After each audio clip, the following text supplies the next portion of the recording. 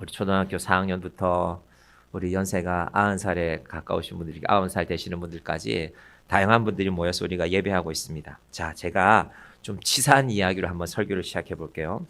우리가 성경이 말하는 구원에 대해서 혹은 성경이 말하는 죄에 대해서 성경에 대해서 깊이 관심이 없으면 우리는 이런 생각을 하기가 쉽습니다. 어떤 생각이냐 하면은 내가 죄인인 건 맞지. 그래, 내가 죄인이야. 하지만 내가 그렇게 큰 죄는 지은 게 없거든. 그래서 천국 가는 데는 문제가 없을 거야. 이건 전혀 성경적인 생각이 아닙니다. 오늘 설교 제목이 의로 여겨진 바 되었는데요. 성경에서 죄의 반대말이 뭘까요? 죄 한 글자잖아요. 반대말도 한 글자인데 뭘까요? 의. 예, 잘하셨습니다.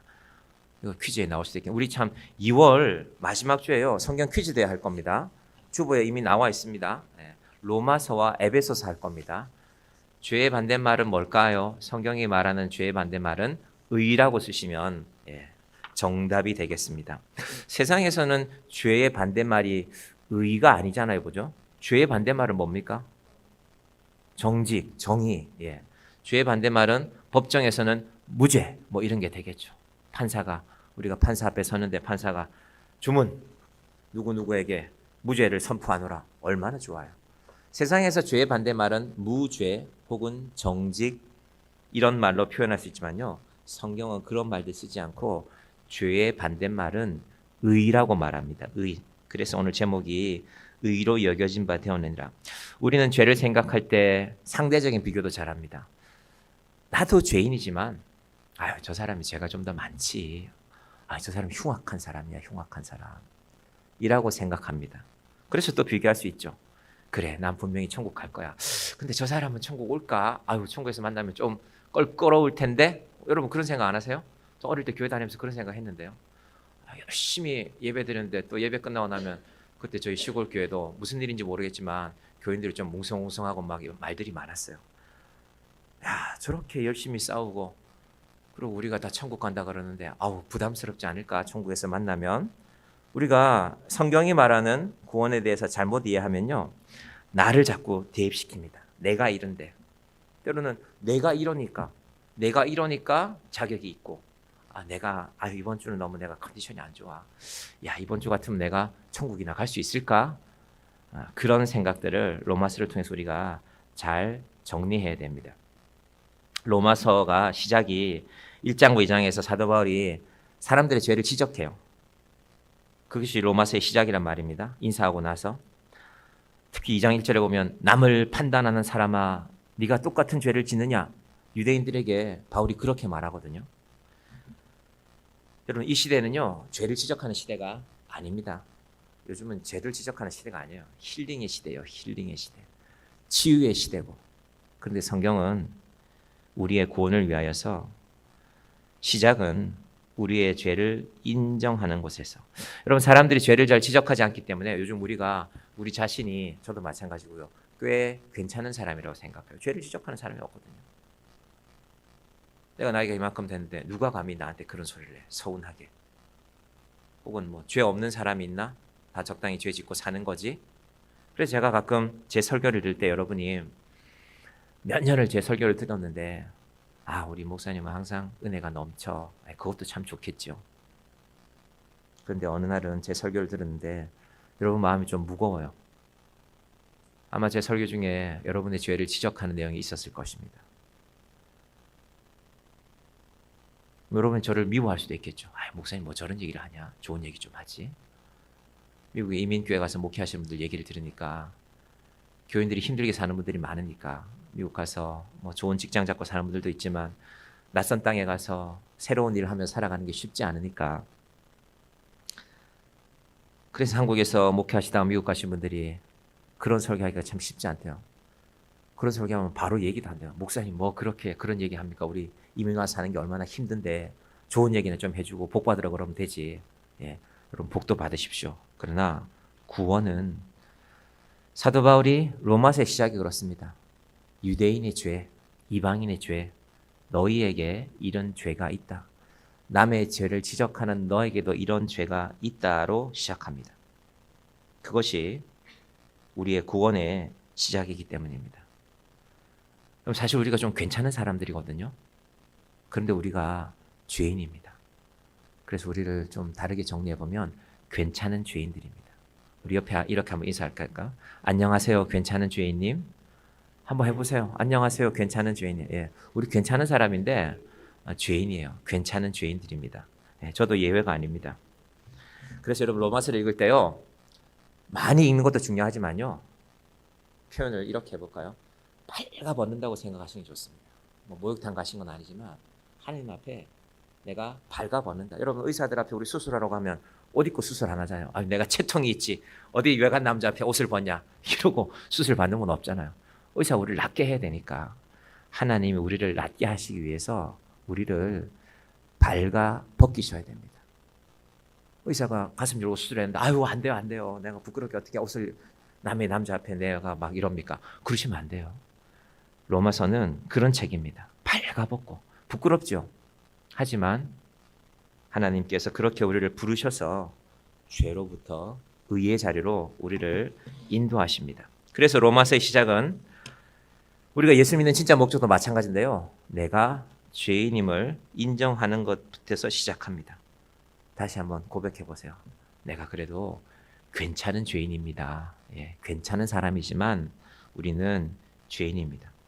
여러분 마음속에 이런 생각 드실 수도 있어요. 목사님, 그래도 내가 교회를 얼마나 다녔는지 아세요? 내가 우리 엄마 뱃속에서부터 예수 믿었어요. 우리 엄마 뱃속에서부터 새벽기도 나갔어요. 그것도 참 좋습니다. 귀한 믿음이죠. 우리 집안에 목사도 많고 장로도 많은데 왜 목사님 그런 말씀하십니까? 죄송하지만 성경에 그런 말씀이 없습니다. 너희 집안에 목사가 몇 명이 있으면, 장로가 몇 명이 있으면, 권사가 몇 명이 있으면 너는 구원받으리라 라는 말씀이 아무리 찾아봐도 없습니다. 사도 바울이 로마서 1장과 2장에서 로마 사람들 너희들 죄가 있다. 사람을 신으로 섬겼잖냐. 새를 신으로 섬기고 동물을 신으로 섬기고 땅에 기는 것들을, 그 뱀이거든요. 사탄을 성경에서는 뱀을 사탄이라고 불렀거든요. 창세기에서부터. 너희들 사탄을 신으로 섬긴 사람들이 아니냐. 유대인들이 옆에서 듣다가 신이 났어요. 그렇지 그렇지. 로마 사람들이 역시 문제지. 우리는 문제가 없어. 우리는 아브라함의 자손이니까. 근데 2장에서는 너희도 똑같다. 로마서 2장 1절에 시작이 이랬죠. 성경을 자주 찾으시면 좋습니다. 그러므로 남을 판단하는 사람아, 누구를 막론하고 내가 핑계하지 못할 것은 남을 판단하는 것으로 내가 너를 정죄함이니 판단하는 내가 같은 일을 행함이니라. 너도 똑같다. 여러분 이거는요, 바울이 나는 아무런 문제가 없고 너희들의 문제라고 말한 게 아니라요, 바울이 로마서에서 유대인을 말할 때는요, 나도 유대인이거든. 내가 알지 유대인들이 어떤 생각을 가졌는지. 유대인들이 율법 좀 잘 안다고, 유대인들이 할례 받았다고 정죄하는 것 내가 잘 알지. 그러면서 이제 3장에서는, 1장에서는 이방인이 다 죄인이야. 로마 사람들 죄인이지. 2장에서는 유대인 너희들도 죄인이야. 3장에서는 모든 사람이 죄인이야. 모든 사람이 죄를 범하였으며 하나님의 영광에 이르지 못하더니, 우리가 아까 읽었던데, 그리고 4장으로 넘어왔습니다. 4장에 들어와서 시작을 누구 얘기로 하냐면요, 4장 2절부터 볼까요? 만일 아브라함이 행위로서 의롭다 하심을 받았으면 자랑할 것이 있으려니와 하나님 앞에서는 없느니라. 아브라함이라는 이름이 나오면 유대인들이 일단 긴장합니다. 아브라함 말씀하시네. 우리가 정신을 차리고 들어야지. 모세도 마찬가지인데. 그래서 철저한 유대인들은 성경을 읽을 때는 물론이거니와 아브라함이라는 이름만 나와도 옷깃을 다시 여미고, 모세라는 이름만 나와도 정신을 버떡 차려서 어떻게 우리가 누워서 모세의 이야기를 하냐. 앉아서 들어야지. 서서 들어야지. 그 정도로 아브라함은 중요한 사람입니다. 근데 그 아브라함을 말하기를 아브라함이 행위로서 의롭다 하심을 받았으면, 유대인들은 그렇게 믿고 있거든요. 아브라함은 행위가 있었잖아요. 행위가. 아브라함 무슨 행위가 있습니까? 하나님 말씀을 듣고 거주지로 옮겼잖아요. 갈대아 우르라는 땅에서, 메소포타미아 그 멀리에서 직선 거리로 가도 800km 이상 되는, 그러니까 우빙 둘러서 갔으니까 1000km가 넘었겠죠. 그런 길을 갔잖아. 아브라함이 대단한 믿음이었지. 순종했으니까. 그런데 아브라함이 행위로서 의롭다 하심을 받았으면이니까요. 저거는 행위로 의로움 받은 거 아닌데 너희들 왜 착각하냐? 할례 받았다고 의로움을 받은 게 아니라 율법 때문에 의로움을 받은 것이 아니라 아브라함은 그런 거 없는데 라고 말합니다. 그래서 지금 유대인들이 당황했을 거예요. 무슨 소리야? 저 바울 저 사람이 감히 아브라함 얘기를 하네? 함부로 그러면 안 되지. 아브라함인데. 우리 역사에도 그런 분들이 있죠. 위인들, 희생하신 분들. 강제구 소령인가요? 전쟁터 이 훈련 도중에 수류탄이 떨어졌는데 주변에 부대원들이 있었단 말입니다.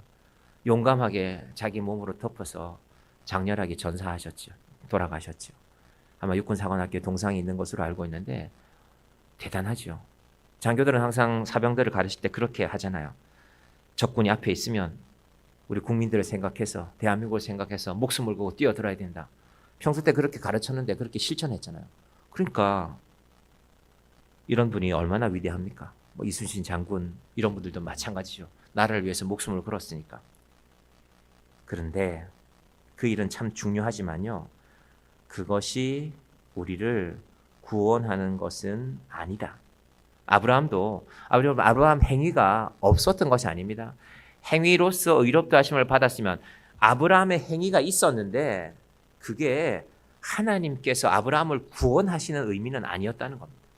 우리는 항상 내가 중요한 걸 제시하면 내가 중요한 걸 내놓으면 예를 들면 돈을 얼마 줄게요. 해주세요. 다 된다고 생각합니다. 제가 금요일 밤에 당근을 했어요. 당근이 뭔지 아세요? 토끼가 먹는 당근 말고 중고 물건을 갖다가 파는 당근을 했어요. 제가 한 오후 4시쯤에 그렇게 올렸어요. 뭐 언제 와도 좋습니까? 라는 질문이 있길래 내일 오셔도 좋고 토요일이겠죠. 아니면 오늘 저녁에 오셔도 좋습니다. 자, 제가 오후 4시에 글을 올렸는데요. 오늘 저녁이라고 하면 여러분이 저녁이라는 거는 여러분 기준으로 어떠세요? 몇 시까지가 저녁일까요? 6시 이후. 예. 저녁이란 뜻이요. 해가 저물 때, 해가 저물역. 역이라는 게 때라는 뜻이잖아요. 순우리말로. 해가 저물 때가 저녁이래요. 그런데 통상적으로 찾아봤어요. 사전을 찾아보니까 통상적으로 대한민국 사람들은 저녁 8시 혹은 늦게까지 본다면 9시까지를 저녁으로 본다. 저도 제 마음에 제가 그걸 찾아본 건 아니고 그래 저녁이라고 했으니까 제 기준에 내가 9시까지는 교회에 있을 예정이니까 금요일 밤에 그러고 기다리고 있었단 말입니다. 근데 9시도 지났고 뭐 이제 연락 안 오는구나 하고 10시가 돼서 집에 가려고 하는데 왔어요. 오늘 저녁에 가겠습니다. 밤 10시인데 나 이제 집에 가 자야 되는데 오늘 저녁에 오겠다고. 어디 사시냐 하니까 다산이래요. 다산. 그 다산 신도시가 저기까지 오려면 뭐 25분 30분은 걸릴 텐데 그럼 여기 오면 10시 반이 되고 뭐 잘못하면 11시가 될 텐데 그래서 제가 답을 안 하고 집에 가니까 그분이 그 다음 챗을 뭘 보냈냐면요. 계좌번호를 부르세요 라고. 돈을 보내겠다는 거 아닙니까? 당신은 돈을 받으면 되는 거 아니냐. 그리고 나는 오늘 자기가 생각하기에 저녁에 이 밤이 지나기 전에 그 물건을 갖고 가겠다는 겁니다. 사람들은 아니 내가 돈을 준다지 않냐. 물론 이 당근에 중고 물품을 사는 분들은 파는 분들은 돈을 받기 위해서 파는 거니까. 근데 저는 물론 돈도 중요했지만 돈을 받으면 좋지만 저는 밤 10시면 집에 가야 되거든요. 그래서 답을 안 하고 집에 갔다 했더니 이제 11시인가 11시쯤 돼서 아마 그분이 내일 아침에 가겠습니다 하고 왔어요. 돈을 줘도 안 통하는 인간이 있구나 아마 그렇게 생각했는지도 모르겠어요. 자, 그래서 우리는 어떤 일에 대해서 내 의를 주장합니다. 내 의, 하나님의 의가 아니라. 여러분 죄라는 글자는요. 뭐 지금 칠판에 쓰지는 않겠습니다. 아래에는요. 아니 비자가 들어가요. 이건 아니다. 아니 비자. 이건 아니다. 위에 있는 거는요. 그물을 뜻하는 글자거든요. 밭전자처럼 보이지만 그게 그물망자에 쓰이는 획순인데 죄라는 건 하나님이 보시기에 아닌 일을 하면 하나님의 그물에 걸린다는 겁니다. 제 해석입니다. 한자는 중국 사람이 만든 거니까 뭐 이스라엘 글자는 아니니까 죄는 그런 것인데 그런데 의라는 글자는요. 위에는 양이 있어요. 양이 있고 아래에는 나아자가 있잖아요. 그러면 죄와 의가 왜 의미가 달라지는가? 왜 반대말이 되는가? 하나님이 보시기에 사람의 모든 죄는 하나님의 그물에 걸린다는 거예요. 우리는 생각해요. 아유, 내 죄가 조그만 죄인데 그물이 조금만 크면 내 죄가 안 걸릴 수 있잖아요. 그렇잖아요. 그런데 하나님의 그물은 통과할 죄가 없다. 이 라틴 신학자들이 한 말입니다. 하나님의 그물은. 그래서 저도 생각하죠. 아유, 이게 뭐가 죄야. 아니 30km인데 내가 분명히 난 40km로 갔는데 그게 찍혀오기는 막 41km 돼서 걸리면 얼마나 마음이 아파요. 아, 이것도 죄라고 보나 조금 빨리 갔는데 애들도 없었는데. 그런데 그건 내 거물. 내 거물에는 우리가 하는 건 항상 로맨스잖아요. 아름다운 이야기고. 그런데 하나님께는 그렇지 않다는 것입니다. 자, 죄와 의를 잘 정리해 보십시다. 하나님 앞에 우리는 죄인인데 우리는 내 의를 잘 내세워요. 당근하신 거면 그분은 뭐 죄인은 아니에요. 그냥 저와의 거래 조건에서 아니 내가 돈을 보내고 가면 되지 않냐. 당신이 오늘 밤에 좀 늦게까지 뭐 그분이 여기 이제 제가 교회에 있었는데 집이라고 생각했는지 모르겠지만 그분 생각에는 밤 10시는 늦은 시간이 아니니까 아마 그렇게 생각했겠죠. 그런데 저한테는 아유 그거 안 통해요. 계좌를 보내시오. 제가 한참 웃었는데 계좌를 보내시오라는 말 때문에 제가 그 말투 보고 알았어요. 아유 연세 드신 분이구나. 예, 연세 드신 그분이 결국 오셨는데 어제 오셨는데 역시 연세 드신 분이 많았고 제가 생각하는 것은 그렇게 무리한 분도 아니었어요. 그분이 사실은 우리 교회 오시더니만은요. 교회네요 하시더니만은 올라와서 본당에 와서 제가 본당에 잠깐 가봐도 됩니까? 와서 기도도 하고 가셨어요. 그래서 저는 또 오해했죠. 아유, 이 사람이 좀 무리하구나. 돈 좀 준다고 뭐 1,000만 원도 아니고 얼마도 안 되는 돈인데 뭘 그걸 갖고 그러냐라고 했는데 우리는 서로 오해하면 살아갑니다. 그리고 내 주장을 합니다. 내가 이거 하면 되지 않냐? 그러면 다 해결되는 거 아니냐? 하나님 앞에서 그렇지 않다는 겁니다. 하나님은 우리는 다 죄인인데 우리 죄를 해결할 거는 나라는 글자 위에 양은 예수님 아닙니까?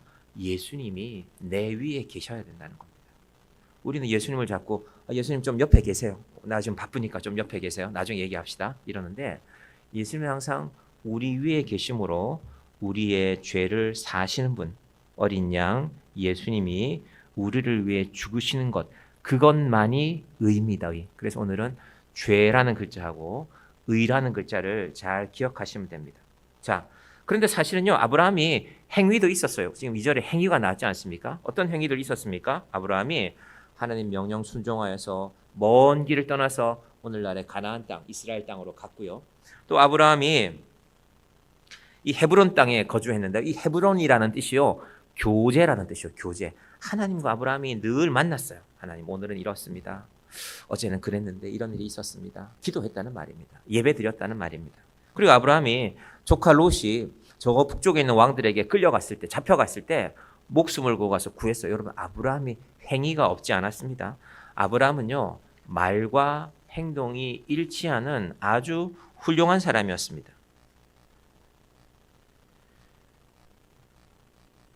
우리가 보기에는 훌륭하지요. 세상에는 훌륭한 사람들 많죠. 훌륭한 사람들은 보통은 일단은 말을 좀 잘하잖아요. 말을. 우리 국회의원 나오시는 분들 말 잘하잖아요. 어우, 야, 말솜씨가 좋구나. 대통령 되는 분들도 말솜씨가 좋죠. 근데 사람들이 보통은 의심하죠. 에이, 말은 저렇게 해도 행동은 저렇게 하지 않을 거야. 그래서 요즘 사람들은 국회의원들 보면은 막 자기 뭐 비서한테 어떻게 말했다 이게 막 녹음된 게 나오고 그러죠. 에이, 이런 사람이었네. 이런 사람이 무슨 장관을 한다고. 보통은 실망하는 일이 많은데, 그런데 말과 행위가 일치하면 우리 마음이 숙연해지죠. 야, 저 사람은 말과 행동이 일치하는구나. 아브라함 그런 사람이었거든요. 그런데 그 아브라함의 의가 하나님께는 통하지 않았습니다. 이 얘기가요, 아브라함 얘기가 갑자기 나온 게 아니라 오래전부터 나온 얘기입니다. 자, 1절로 한번 가볼게요. 그런즉이 납니다. 그런즉. 자, 로마서 4장 1절 보시면요. 그런즉 육신으로 우리 조상인 아브라함이 무엇을 얻었다 하리요. 육신으로 우리 조상인 아브라함이 얻은 게 아니다. 이건 지금 할례 말하는 겁니다. 할례는 몸에 받는 것이니까 그게 아니라 그런즉이라는 건요, 앞에서 찾아봐야 됩니다. 어딜 찾아보면 되냐면요, 3장으로 갈 겁니다. 자, 3장 22절부터 보면 됩니다. 22절. 3장 22절. 한번 볼까요? 시작. 곧 예수 그리스도를 믿음으로 말미암아 모든 믿는 자에게 미치는 하나님의 의인이 차별이 없느니라. 자, 차별이라는 말 중요합니다. 여러분, 온 세상은 차별하면서 살아가는 세상입니다. 여러분, 세상에서 차별을 이상하게 생각하실 필요 없어요.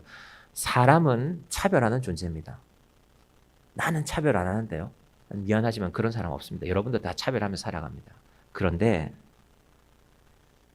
이 차별이 크게 두 가지 의미의 차별이 있는데, 첫 번째는요, 의의 차별이 없습니다. 의라는 건 예수님 우리에게 주신다는 건데, 우리는 그러잖아요. 나한테 좋은 게 있어요. 너도 하나 줄게. 너도 하나 줄게. 너는 마음에 드니까 2개 줄게. 아니, 너는 주기 싫은데. 안 돼. 넌 받지 마. 이게 우리의 차별 아닙니까? 하나님은 자기 아들을 주는데 차별이 없다고 말씀하셨습니다. 여러분, 하나님이 또 하나 차별이 없는 게 있습니다. 하나님이 우리 죄를 보실 때 차별이 없이 보십니다. 자, 23절 가볼게요. 시작. 하나 밑에 시작. 모든 사람이 죄를 범하였음에 하나님의 영광에 이르지 못하더니 모든 사람이 죄를 범하였다. 대통령이 있는데 어떤 법을 만들었어요. 이런 법을 어기면 모두가 사형이다. 잡아오고 보니까 대통령 아들이 있어요. 그것도 2이나. 어떻게 해야 돼요? 옆에서 장관들은 찔러요. 대통령님, 이번에는 좀 특별 사면하십시오. 아들들 죽일 수는 없지 않습니까? 로마가 세워지는 역사를 보면 그런 순간들이 여러 번 있었어요. 그런데 특히 브루투스라는 사람이 자기 아들 2이 그 자리에 있었는데 사형시켰어요. 그러니까 옆에 사람들은 저 피도 눈물도 없는 사람이라고 말하기도 했지만, 또 다른 로마 사람들은 저 사람의 저 결정 때문에 앞으로 로마는 사람이 다스리는 나라가 아니라 우리가 만든 로마의 법이 다스리는 나라가 될 것이다. 그래서 세계 많은 나라의 법이 그 로마의 법을 따랐습니다. 자, 모든 사람이 죄를 범하였음에 라는 말은 하나님 앞에 우리는 우리 자신의 죄를 자꾸 줄이려고 하잖아요. 그건 내가 한 건 별거 아니야. 조그만한 거예요. 조그만 거. 그런데 하나님은 내가 보기에는 아무리 작은 죄라고 말해도, 특히 여러분 어린아이들 볼 때 그렇지 않아요? 어린아이들은 우리를 무장해제시키잖아요. 왜 그럴까요? 죄가 없기 때문이 아니라 걔들의 죄가 우리 눈에 잘 보이지 않아요. 제가 한번 어린이집 제가 본 얘기 했잖아요. 그 어린이집이 3살부터 이제 5살, 6살 애들까지 보통 오는 어린이집이었는데, 3살 때는 뭐 잘 걷지도 못하고 아장아장 엄마를 따라왔다가 반에 들어가면 나이가 있잖아요. 3살 반, 4살 반, 5살 반 있는데, 3살 반 올 때 제가 분명히 봤던 애예요. 어떤 집사님 애기인데 엄마가 출근하면서 이제 처음 올 때 첫날에는 막 울고 떼를 쓰고 엄마 따라가겠다고 하다가 이제 적응을 하고 애가 5살 되니까 등치가 커지더라고요. 제가 키가 많이 컸네 했는데, 새로운 3살짜리가 하나 왔어요. 새로운 3살짜리가 와서 사무실에서 이제 막 등록하고, 3살짜리 이제 잠깐 기다리고 3살 반 애들은 앉아 있는데 5살짜리 애가 3살 반 애를 보더니만요, 툭 밀고 지나가요. 엎어졌죠. 넘어져갖고 이제 울죠. 모른 척하고 가요. 근데 그 유리가 그쪽에서는 안 보이는데 밖에서는 보이는 유리였거든요. 어머나, 쟤가 저러기를 하네. 얼마나 태어나기 잘하는지 툭 밀고 아무 일도 없다면서 조용히 걸어가고 있어요. 깜짝 놀랐어요. 저때 저를 보면 안녕하세요 목사님 하고 인사도 잘하는데, 제가 그 다음날 그의 인사를 받는데 마음이 뜨끔했어요. 아니, 저놈이, 저 흉악한 놈이 나한테 저렇게 태연하게 인사를 하네. 하나님은 애들한테는 미안하지만 그 애들이 사실 무슨 죄가 있겠어요. 그 3살짜리의 죄도, 정말로 우리가 세상에서 말하는 흉악한 사람의 죄도 하나님의 보시기에는 똑같이 죄입니다. 그럼 우리가 항상 이 싸움이 있어요. 그래도 내 죄가 좀 작은데, 저 사람 죄가 좀 큰데, 저 사람이 나쁜데. 하나님 앞에, 자, 하나님은 우리의 죄의 차별이 없고요. 하나님은 방금 22절 말씀대로 모든 자에게 미치는 하나님의 의는 차별이 없습니다. 여러분, 우리는 다 우리 마음속에 착한 마음이 있어요. 좀 착하게 하고 싶고 잘해주고 싶고. 근데 문제는 인간의 착함은 한계가 항상 있다는 겁니다. 여러분, 로마서에 계속해서 나오는 단어 중에 하나가요, 풍성하다는 것입니다. 하나님은 다 줘도 돼. 또 있으니까. 끝이 없으니까. 근데 우리는 주려면 좀 주고 나면 줄 게 없어요. 그래서 다른 집 애까지 어떻게 챙기냐. 우리 애나 잘해줘야지. 자꾸 우리 마음에 오그라드는 거 아닙니까? 하나님은 죄에 있어서도 차별이 없고요. 미안하다, 너도 죄다. 너 세상 사람들 볼 때는 큰 죄인데 그것도 역시 나에게는 죄다. 그래서 죄를 범한 사람은 하나님의 영광에 이를 수가 없다. 그런데 사실은 의를 먼저 얘기했잖아요. 22절이 의였잖아요. 그런데 내 의에 차별이 없다. 네가 생각하기엔 네 죄가 아무리 커도 나는 너의 믿음을 보고 용서한다는 것입니다. 하나님은 의가 차별이 없듯이 우리 죄에 대해서 차별하지 않으십니다. 그것이 바로 하나님입니다. 그런데 하나님이 결국 우리는 우리에게 있는 것으로 구원받는 존재가 아니라요, 하나님이 주시는 것으로. 3장 24절로 가봅니다. 로마서 3장 24절 시작. 그리스도 예수 안에 있는 속량으로 말미암아 하나님의 은혜로 값없이 의롭다 하심을 얻은 자 되었느니라. 속량, 주로 로마에서는 죄인들을 풀어줄 때, 노예들을 풀어줄 때 사용되는 말이 속량입니다. 자, 내가 노비로 살고 있어요. 노예로 살고 있어요. 그런데 풀어주고 싶어요. 사실은 자기 자신이 제일 절실하겠죠. 그런데 당시에 노비들의 한번 풀어주는 값이, 자, 지금 노비가 10살쯤 됐단 말이에요. 어린 아이예요. 근데 보통 로마 사람들이 50세까지는 일한다고 봤어요. 당시 기준으로. 그러면 40년치 매일 하루 일당을 내야 돼요. 그걸 할 수 있습니까? 얼마든 값이 있을 거 아니에요. 40년을 내가 일해서, 내가 지금 10살인데 내가 40년을 일해서 하루도 돈을 안 쓰고 한 푼도 쓰지 않고 다 모아서 줘야, 주인에게 줘야 나 이제 당신 노비 아니야 하고 나올 수 있는데 그걸 할 수 없잖아요. 그러니까 속량이라는 거는요, 속량 받아야 될 당사자에게는 불가능한 일입니다. 이게 중요합니다. 속량에서. 그런데 로마의 귀족들에게는, 제가 말씀드렸잖아요. 로마에 30만 명이 살고 있던 도시에 98%의 돈이 5천 명에게 있었다니까요. 귀족들에게. 그 사람들에게는 노비가 40년 일하는 돈이 큰 돈이 아닌 거예요. 주인에게만, 여기서 우리 인생의 주인은 하나님이신데, 그래서 속량이라는 말은 우리는 할 수 없다는 말이에요. 우리는 죄의 노예이기 때문에, 우리는 죄의 노비이기 때문에 우리는 할 수 없는 일을 하나님은 하신다는 겁니다. 다시 한번 봅니다. 이 말씀 시작. 그리스도 예수 안에 있는 속량으로 말미암아 하나님의 은혜로 값없이 의롭다 하심을 얻은 자 되었느니라. 40년치를 내줬으니까 문서 하나 쓸까 우리? 그러지 않으신다는 거예요. 값없이. 얘야, 너 따지지 않는다. 내가 너에게 내 아들을 통하여서 값을 치렀다는 것입니다. 여러분, 우리는 그 값을 치름을 받은 사람입니다. 그것이 바로 속량입니다. 자, 24절까지 보고요. 그러면 왜 24장에서는 아브라함을 얘기하는가? 아브라함이 바로 그 모델이기 때문입니다. 행위로 한 것이 아니라. 그래서 이제 4장부터 나오는 본격적인 개념이요, 이신칭의라는 글자와 이신득이라는 글자, 이제 이걸 이해하면 오늘 설교 마치는 겁니다. 한번 넘어가 주세요. 한자가 나오죠. 우리 많이 듣는 말인데요, 혹시 예전에 50년대 60년대 교회 다니신 분들은요, 이신득의라는 말도 들어보셨을 겁니다. 저 득자가요, 획득한다는 겁니다. 획득. 내가 노력해서 얻는다는 게 획득 아닙니까? 이신득의. 그래서 특히 50년대 60년대 우리 한국교회 신앙에 보면은 열심히 뭐 하시고, 열심히 봉사하시고, 열심히 기도하시고, 열심히 교회를 섬기고, 그 득자의 의미가, 이신득이라는 의미가 강했다면, 이제 그때까지는 외국 선교사들이 우리 성경을 번역했는데, 이제 6.25 끝나고 나서 우리나라 목사님들이 유학하기 시작했거든요. 유학 가서 미국에서 독일에서 이렇게 배워보니까 이신득의라는 말보다는 이신칭의가 더 정확한 것이다. 칭이라는 것은요, 칭해준다는 겁니다. 제가 자주 사용하는 말이 있잖아요. 여러분, 하나님은 봐주세요. 하나님 저를 많이 봐주세요. 제가 잘못하는 게 되게 많거든요. 그렇다고 하나님 봐주시니까 내가 날마다 잘못해야지 하고 살지는 않지만, 여러분 어떠세요? 여러분도 봐주시지 않나요? 하나님이 저를 목사라서 더 많이 봐주시는가? 제가 가끔 그 생각도 하지만, 근데 하나님은 우리 모두를 봐주십니다. 득이라는 건요, 내가 노력해서, 내가 주도해서 얻는 것입니다.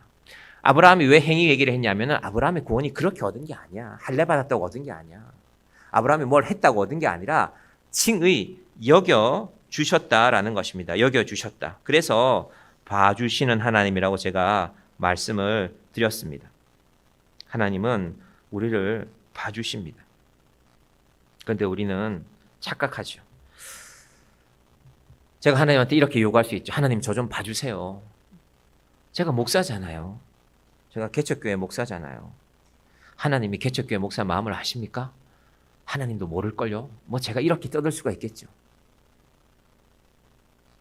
여러분도 혹시 하나님 제가 이런 봉사하지 않습니까? 하나님 이거 아무나 하는 거 아닙니다. 우리가 주장할 게 다 있어요. 우리 각자에게는 주장할 게 있습니다.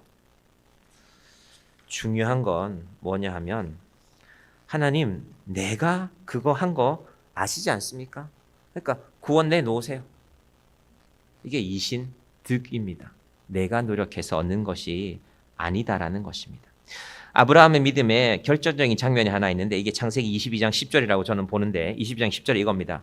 아들을 바치라고 했는데 정말 바치려고 해요. 손을 내밀어 칼을 잡고 그 아들을 잡으려 하니 이건 행위의 차원이 아니라요.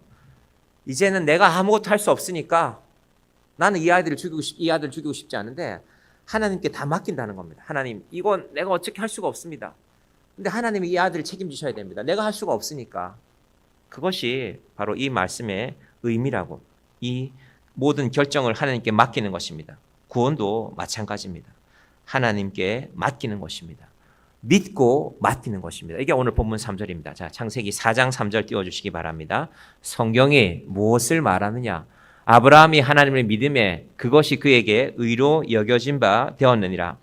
모든 것을 다 했지만 아브라함이 자기의 이 능력을 벗어나는 일이었어요. 이제는 맡길 것밖에 남지 않았습니다. 여러분 구원은 하나님을 믿고 맡기는 자에게 하나님이 주시는 것입니다. 우리가 이걸 끝까지 우리 행위로 하려고 하면요 힘들어요. 왜냐하면 우리는 잘하는 날도 있지만 못하는 날도 많거든요. 그래서 제가 처음에 말씀드렸잖아요. 내가 뭘 좀 잘하면 구원받은 하나님의 백성인 것 같고 내 마음이 힘들고 어려우면 아이고 하나님이 계시기는 하나 천국은 있는 건가? 여러분 그 믿음에서 우리가 왔다 갔다 한다니까요. 많은 사람들이 사실은 그래요. 그래서 말씀 안에서 근거를 찾는 것입니다. 그러면 구원의 첫 번째 중요한 것은 뭐냐? 하나님이 주시는 것이기 때문에 내가 얻는 것이 아니라 하나님이 주시는 것이기 때문에 겸손해야 됩니다. 가끔 당근에서 나눔으로 받고 돈 받고 파는 사람들이 있어요. 아세요? 물건이 좋은 건데도 나누는 사람이 있잖아요.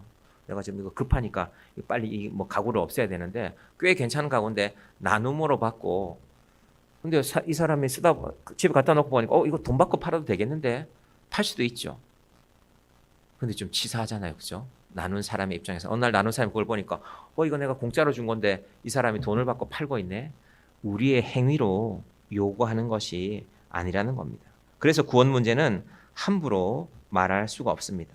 우리 자신에 대해서도 다른 사람에 대해서도. 그러나 구원의 태도에 있어서 우리가 중요한 것은 하나님이 아브라함부터 시작해서 우리에게 어떻게 말씀하셨는가. 이제 오늘 결론에 갑니다. 4장 23절 띄워주시겠어요? 4장 23절 로마서 4장 23절 시작. 그에게 의로 여겨졌다 기록된 것은 아브라함만 위한 것이 아니요. 여러분 우리가 오늘 아브라함 알려고 온 게 아니에요. 나를 알려고 왔잖아요. 내 구원이 중요하잖아요. 아브라함이 뭐가 중요해요? 아브라함은 훌륭한 사람이지만 그분의 구원은 하나님께서 책임지시는 것이고 나는 내가 구원받는 게 중요하잖아요. 그런데 왜 중요하냐? 아브라함이 모델이기 때문에. 그에게 의로 여겨졌다 기록된 것은 아브라함만 위한 것이 아니요. 잘 들어봐라. 아브라함 얘기가 지금 중요한 게 아니다. 아브라함처럼 우리도 하나님께서 우리의 믿음을 의로 여겨주심으로 구원받는 존재가 된다는 것입니다. 왜? 아브라함 때부터 그랬으니까. 그래서 이제 아브라함은요. 유대인의 아브라함만 되는 것이 아니라 모든 믿음의 사람의 시작이 되는 것입니다. 길가 가면 우리가 무슨 원조 식당들 많이 있는데 믿음의 원조 이야기를 들어봐라. 우리가 이 아브라함의 이야기를 잘 들어보면 나도 믿음으로 하나님께서 의롭다 하기를 원하시는구나 이걸 깨닫게 됩니다. 아브라함이 중요한 게 아니라 내가 중요하구나. 하나님이 아브라함도 사랑하셨지만 나를 똑같이 사랑하시는구나. 자, 그 아브라함을 어떻게 의롭게 여기시는가? 24절 시작. 의로 여기심을 받을 우리도 위함이니 곧 예수 우리 주를 죽은 자 가운데서 살리신 이를 믿는 자니라. 자, 사실은 유대인들 기준에서는 예수님은 아브라함보다 훨씬 뒤에 왔잖아요. 태어난 걸로만 보면. 근데 로마서 다음에 우리가 에베소서 할 텐데 하나님이 구원의 역사를, 창조 역사를 보면요, 예수님은 창조의 순간에 함께 계셨어요. 다윗이 예수님의 할아버지잖아요. 무려 14대조인가요? 몇 대조가 됩니까? 14대조 맞나요? 14대조, 28대조죠. 다윗이 예수님의 할아버지이지만 예수님은 이미 세상을 만드실 때 성부 하나님과 함께 계셨단 말입니다. 그러니까 그 예수님의 구원이 미리부터 정해져 있었습니다. 그걸 예정이라고 부릅니다. 그건 우리가 에베소서 할 때 보게 될 것입니다. 그렇구나. 하나님 그런 분이구나. 하나님이 나를 쳐다보다가 네가 잘하면 너는 60점인데 야 70점은 돼야 그래도 내가 구원할 텐데 야 빨리 좀 해봐. 70점 될 때까지. 그런 구원이 아니라 우리는 모르지만 우리도 몰라요. 왜 나를 구원하시는지.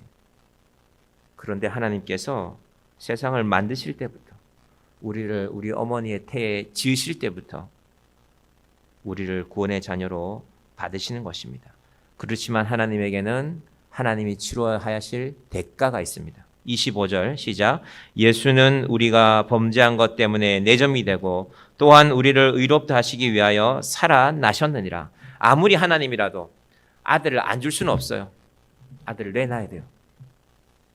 그리고 우리를 구원하십니다.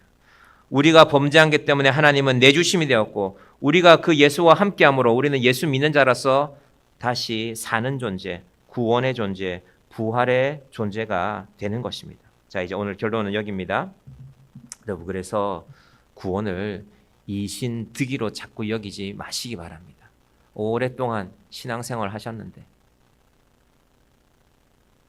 내가 공로가 부족해서요. 이거는 카톨릭적인 신앙입니다. 여러분, 카톨릭도 다 그렇지 않고요. 자기의 마음이 그쪽으로 쏠리면 오랫동안 카톨릭의 신앙생활 하신 할머니에게 할머니 그렇게 열심히 성당 다니시면서 미사 드리시고 기도하고 봉사도 많이 하신 것 같은데 이제 하나님의 나라에 간다는 확신은 분명하시지요? 개신교 목사가 물었습니다. 아이고 목사님 뭘 잘 모르시네. 내가 좀 더 열심히 해야지요. 여러분 이런 거 얼마나 마음 아픕니까? 벌써 연세가 70이 훨씬 넘으셨는데 우리의 연약함 때문에 우리의 구원이 흔들리지 것이 아닙니다. 하나님이 그런 구원을 주시지 않았습니다. 하나님께서 우리의 연약한 것을 알지만 내가 너 연약함을 안다. 그러나 너의 행위가 아니라 나를 믿는 너의 믿음을 통하여서 예수를 믿는 우리의 믿음을 통하여서 내가 너를 구원하는 일에는 흔들림이 없다. 오늘 우리가 찬양 한 곡을 부를 텐데요. 이 찬양의 가사를 한번 잘 살펴보시길 바랍니다. 우리는 연약한 존재가 맞습니다. 우리는 잘 흔들립니다. 그러나 하나님이 우리를 붙드신 구원의 손은 흔들리지 않습니다. 4장 25절 다시 볼까요? 시작. 예수는 우리가 범죄한 것 때문에 내줌이 되고 죄가 없어서가 아닙니다. 내 죄가 있습니다. 그런데 하나님이 네 죄가 있다. 죄가 있는데 내가 예수를 통해서 내 아들을 통해서 너를 의롭게 하겠다고 5장 8절에 가면 이제 확증이란 말이 나옵니다. 확증. 변치 않는다는 말이 나옵니다. 그 다음 9절. 또한 우리를 의롭다 하시기 위하여 살아나셨느니라. 내가 죄인인데 죄인으로 죽는 것으로 끝나지 않고 나를 대신해서 그분이 살아나셨기 때문에 이제는 내가 예수 안에서 살아나는 것입니다. 여러분 우리의 2026년이 이 구원의 은혜 아래 거하는 한 해가 되기를 바랍니다. 우리 찬양하고 함께 기도했으면 좋겠습니다.